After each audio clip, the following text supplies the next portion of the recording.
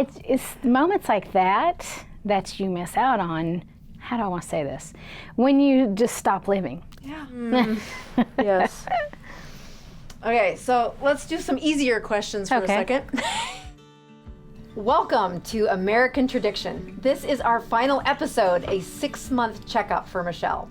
We have been following her story, and it began with a very important word. She said yes to keto. And when she did, it changed the trajectory of where she was going with her health.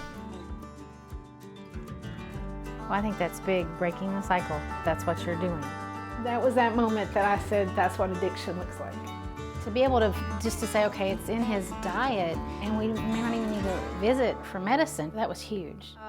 Any regrets for saying yes? Absolutely not. No. Yeah, no, I would say yes all over again. Anytime you mess with your routine, yes, and you change that ever so slightly, it can be easy. Like when when we traveled, it would be fine for a little bit, but then the emotional aspect would kind of catch up and kick me in the rear end. And so I definitely I saw somebody comment, they had a question, and they said, have you messed up at all? I'm like, oh yeah, I had ice cream when I went to Tennessee because I was emotionally eating. And I think actually if you follow my story on Instagram and such, I've mentioned that, but it's real life. It's not perfect. It's not always pretty, but I think the big thing with just looking at it, the overall journey is learning to say it's okay. It's life. You mess up, you're going to screw it up, and you keep going. You don't stop. I swear that's what women in their 40s figure out. Is how to be graceful to ourselves. And that really is where the success comes from. That as you step in the right direction and you think it's going to be this way forever. Nope. Nothing in our life is going to be this way forever. True. But that benefit and that reward becomes easier to find, I think, the longer people stay on this ketogenic journey. You gave the greatest example. I've never heard it before, but the whole babbling baby thing. Because if you look at my journey, that's what it's kind of been. It's not definitely been the straight and narrow, right? And so you have to embrace that. And when you start off, you're like, I'm not going to make mistakes. I'm going to just do this because I know what to do. But I find going back and looking at videos that you've got on YouTube and going back and even revisiting the course is what has helped me pull me out of that. Okay, this is why I'm doing this. This is why my body needs this. This is why my insulin is still high.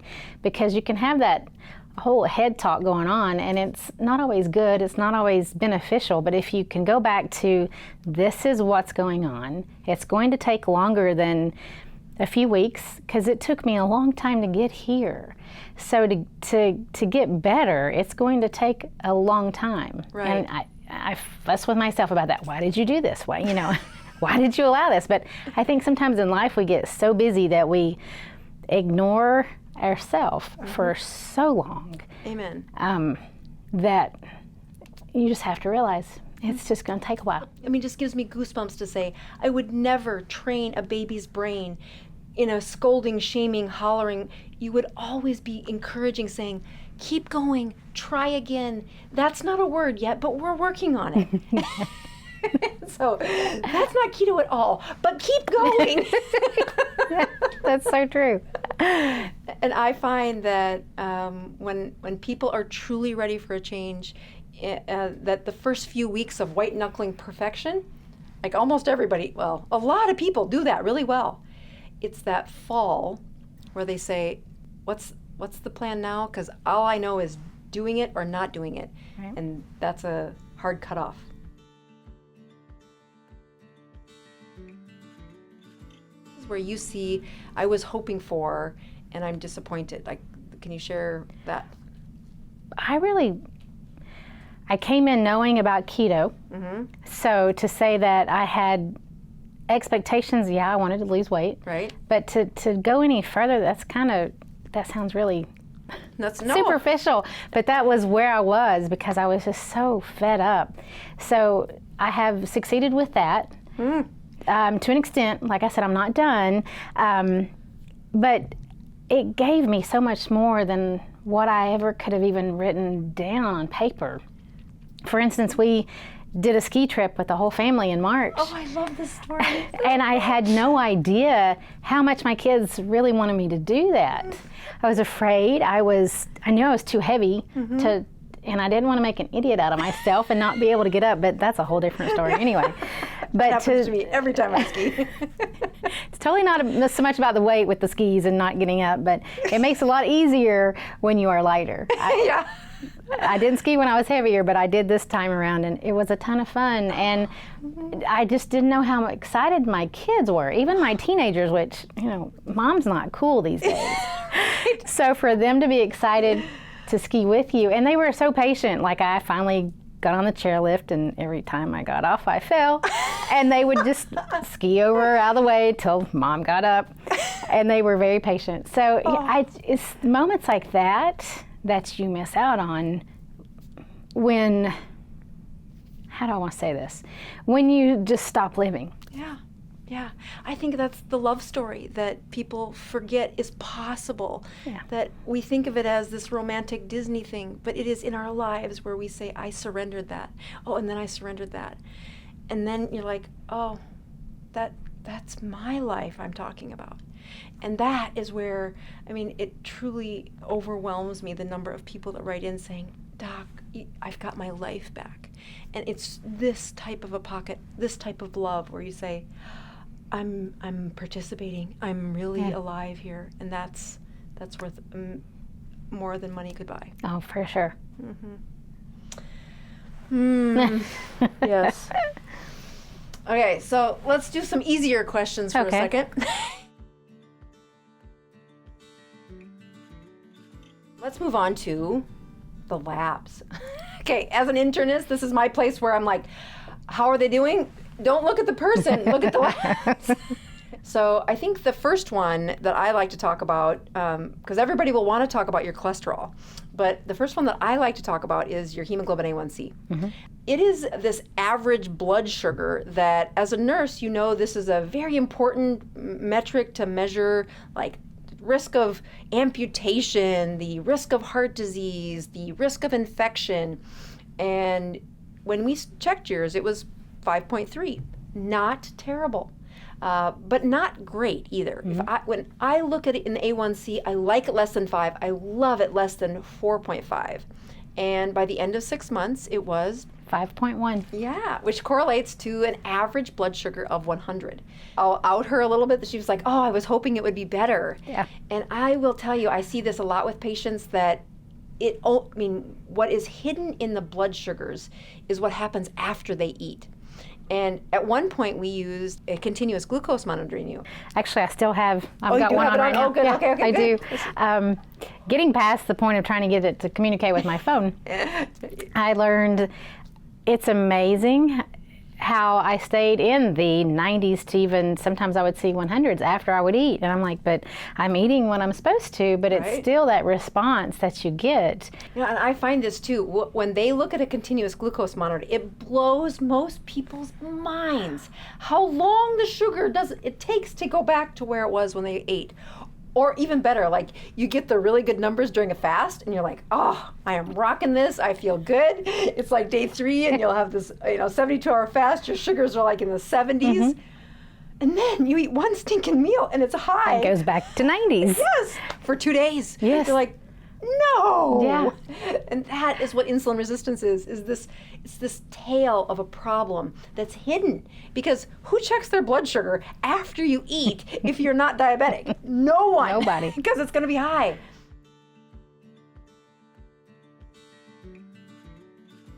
The greatest question that I get people writing in about is their cholesterol. Doc, I'm going on this high-fat diet. My cholesterol's going to rise.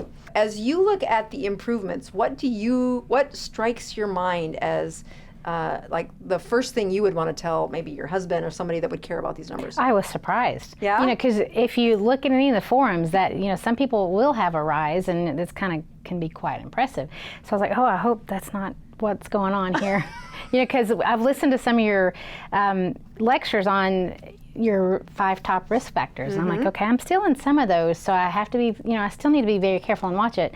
So when my cholesterol came back this time and it had decreased, I was very excited about that. Yeah, so the total cholesterol went down, the bad cholesterol went down, the healthy cholesterol went up, the triglycerides went down. There's still plenty of room for improvement, but I think the powerful thing that I like to look at is there was one very striking risk factor that I look at when I'm looking at a cholesterol panel, and that's when you take your total cholesterol and you divide it by the healthy or the HDL cholesterol.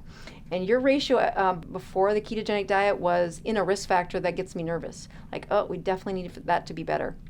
And now is below, I think it was 3.4 or 3.5. Not only have the numbers come down, and this is one of the reasons why I say just wait till 6 months. There are so many things that she's gone through in 6 months of, trading out the time where the fat is really high to really reset the insulin. And then it's the time where they're kind of plateaued and they're not sure what to do, but they need to make the next step, and sometimes the timing isn't just right. So it takes a minute, okay, a hot minute to get to that, say, okay, I'm ready. So by 6 months, there's a pretty good rhythm. Let's talk about your blood pressure. Oh, blood pressure has been so much better. I'm running usually low 130s over 70s is kind of where I'm living. Yeah, we started out at what, 170, 180? 180 over usually 90s. I didn't realize it had gotten quite that bad, even on 2 blood pressure medicines. So. Right, and so how many weeks into that? I mean, there was a lot that had happened. She moved across town. She was living in the tundra of South Dakota now. She was living on a farm, but in the midst of all that, then there's cameras in front of her talking about, I don't know, weight and being 45 years old. What about the timing for how long that blood pressure took to remove, those blood pressure meds took? I think it was around the 2-month mark, Right. if I'm remembering correctly, that it took to really start weaning down and adding salt. More than, occasionally, and realizing, okay, this is different, so it's okay, because the chemistry is totally different than with the standard American diet. Right. And starting to understand that. So take it little steps at a time, because if you try to change everything all at once, you get extremely overwhelmed. It is. Because I'm just now 6 months in and I'm starting to reevaluate, okay, I'm starting to get too many vegetables in my diet. Oh, look, I'm not doing liver and I need to start considering that. And completely, even, you talk about the omega-3 quantitative. So I ordered that. Yay! So I'm wanting to see where that, I'm pretty sure it's pretty low, because I do really well with omega-6s. Okay, yeah, but we all do, right? Yeah, it's those 3s that I'm like, okay, I really need to step over that to go to the next level. So just understanding that it's totally a journey, and not rushing it, I think is huge. All right, so we're to the next step, which is measurements. Measurements. Without tears, right? Yes, yes. So again, the first one, when you look at the neck measurement, we are looking for several health metrics. That below 17 is one thing, but then as you lose weight, it's the weirdest thing to measure because people don't think it changes. It's kind of like ring size, like, oh, my ring fits better. It does change. Sweet. Oh, look at that. So she started out at 14.5 inches. At the 12 weeks, she was at 14, and now she's at like 13 and just under a half, so like 13 and like a third. So cool. It's crazy. Okay, that is crazy, right? Yeah. I think that's the other thing that's been really interesting is how many times you've had to buy clothes. I'm on my 3rd box of getting rid of. Isn't that great? It is. And then in a way, it's not. Like, oh, I just only wore that a couple times. Yes. Now it's too big. Yes, or eat something that had tags on it that I'm like, oh, I didn't get to wear that, but it's okay. Yeah. It's totally okay. Mark that one up as a win. We are at 37.5 inches. So score. From the beginning, what's that an improvement of? 1, 2, 3, 4 inches down in 6 months. That is a huge deal. Not a whole lot, but still, a little. And I think that's the part that is powerful is there is no one that's been watching you that can't see. There's a huge change in shape. You say, oh, it's only an inch difference. I'm like, yeah, do you know how much of that girth had to change for an inch to happen? It's a big improvement to see that in conjunction with all of the lab metrics that got so much better. True. Bless you. Not much change. Not much change. So, About 179. Oh, but still, you started out what? 207. 207, and now 179. So, not the most weight loss that you were hoping for. Right. Yep. So that disappointment isn't, that's not abnormal.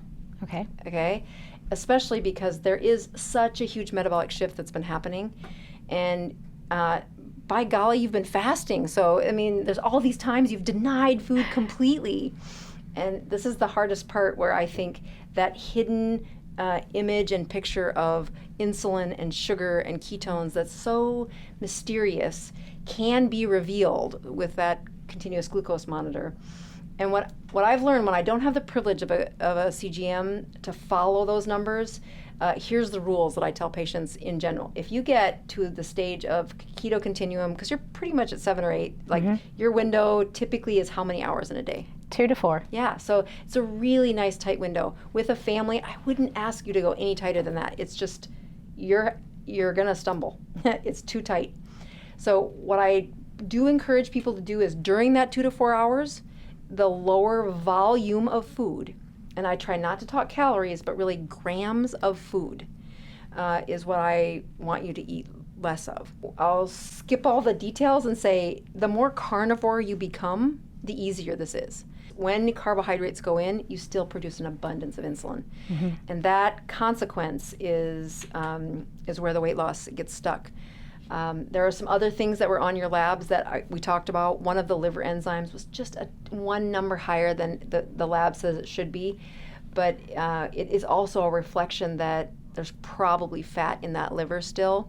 So every time you fast, you do lower that kind of setting for letting that triglycerides release from the liver, kind of emptying that liver. A couple times I saw your sugar get into the 50s, which is a really good sign that you kind of got to hit bottom as far as storage goes in the liver. Now, you'll fill it back up, and that's always what people are like, well, it doesn't stay empty forever, and you have all of that storage space available. So it is in that continue to try and cut down the grams of food you eat in the 4 hours. This is hard for me. This is where I say I could be another 15 pounds less, but I don't like restricting myself, okay? The carnivore process is a way to say cut those carbs out of the vegetables, cut those carbs out of the sweet treats. You've been really good about the sweet treats, but the vegetables are just, it's a huge paradigm shift, especially when the family eats them. Yes. And they should. Yeah. They should, right? Exactly. They aren't insulin resistant. They aren't struggling with this. And the reverse, I mean, I think by improving your iron, we're going to work on that, and then pushing to that carnivore level, opening up a can of sardines again and saying, this isn't bad, that's where those omega-3s do come from, and they're incredibly satiating. Like, they're really high in fat. And the gram level for those can of sardines is low. And you don't really want more after you eat a can of sardines. So I do want to say this was the best way for our relationship to get better. Oh, I said on one of the first ones, this is a forced relationship. If you have a sister-in-law, this is a forced relationship. But what a blessing to be in your journey and to really intimately know you better. Yeah. That's a gift. Grandma Rose would be proud of us. Yes, she would. Yes. This is not the last you're going to hear from Michelle, because we have lots of people that keep writing and saying, she can't be done. And that's the point. She's not done. No. This is a real life journey, and she can't get rid of me. Even with a divorce, she can't get rid of me. That's not happening though, so Right, no, we're good. Yeah, no foreshadowing there. But yeah, I'm hard to get rid of. I've been told that before. Oh. All right, thanks for tuning in. We are super excited to share this journey, and if you don't follow Michelle on Instagram, please find her following there, because you'll find lots of how is she eating, what is she doing, what are her numbers, and everybody needs encouragement, including Michelle. So follow her, give her some encouragement, and we will see you next Sunday. If you made it this far in the documentary, you are curious about keto. Skip the mistakes and join Michelle in that online course, Consistently Keto. Say yes to keto.